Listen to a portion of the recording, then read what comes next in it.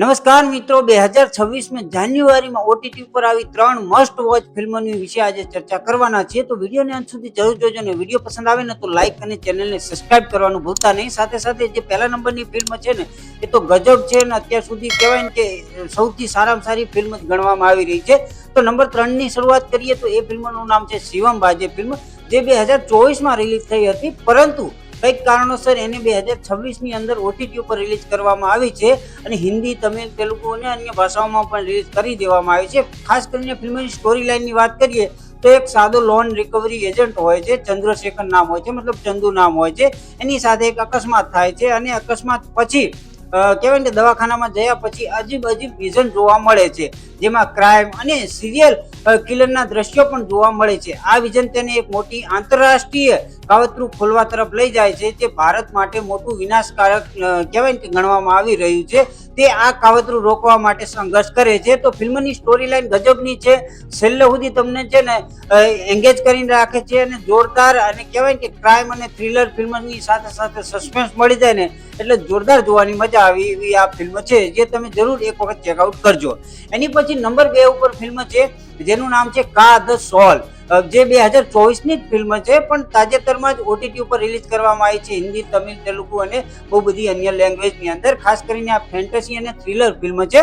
1970ના દાયકાની એક કહેવાય કે સ્ટોરી છે આ, જેની અંદર એક ગામ હોય છે જેમાં પોસ્ટમેન નું અભિનય વાસુદેવ લોકોના કહેવાય કે પત્ર વાંચનની આદતને કારણે મુશ્કેલીમાં પડતો હોય છે. એ આ ફિલ્મની સ્ટોરી લાઈન છે. ગામમાં અનેક યુવતીઓ ગુમ થઈ રહી છે અને ખાસ કરીને આને છે ને એક એવી ખરાબ ટેવ હોય છે કે બધાના પત્ર છે ને ચૂપચાપ વાંચી લેતો હોય છે. આ જે કહેવાય કે ટેવ છે ને તેના કારણે કે મુશ્કેલીનો સામનો કરવો પડે છે. એ જ આ ફિલ્મની સ્ટોરી લાઈન છે અને બહુ બધી જગ્યાએ ખાસ જોવા જાવ કે આ ગામડું જે બતાવ્યું છે ને જોરદાર છે.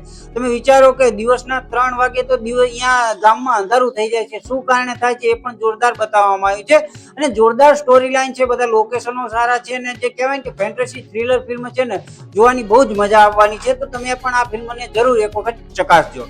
એની પછી જે નંબર 1 ઉપરની ફિલ્મ આવે છે ને એ ફિલ્મનું નામ છે ઇકો. ખાસ કરીને આ છે ને મલયાલમ ફિલ્મ છે, જેની અંદર મિસ્ટ્રી અને થ્રિલર ખૂબ જ ભરીને જોવા મળે છે. આ પણ 2025નું ફિલ્મ છે, પણ તાજેતરમાં ઓટીટીમાં હિન્દી, તમિલ, તેલુગુ, મલયાલમ ભાષાની અંદર રિલીઝ કરી દેવામાં આવી છે.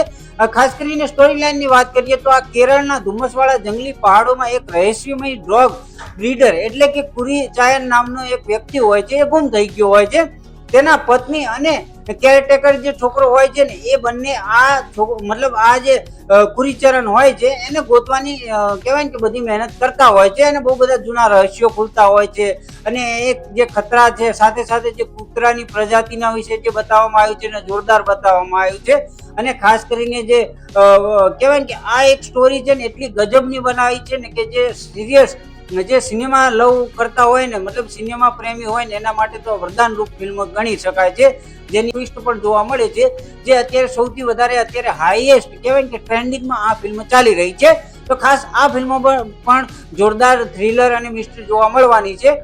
તો આ 3 ફિલ્મો છે તે તમે એક વખત જરૂર જઈને ચકાસજો. જોઈ છે તો તમને કેવી લાગી આ 3 ફિલ્મ એ કમેન્ટ કરીને કહેતા જજો. વિડીયો પસંદ આવ્યો તો લાઈક અને ચેનલને સબસ્ક્રાઇબ કરવાનું ભૂલતા નહીં. તો મળીએ છીએ આવતા વિડીયોની અંદર. ત્યાં સુધી બધાને જય શ્રી કૃષ્ણ અને જય માતાજી.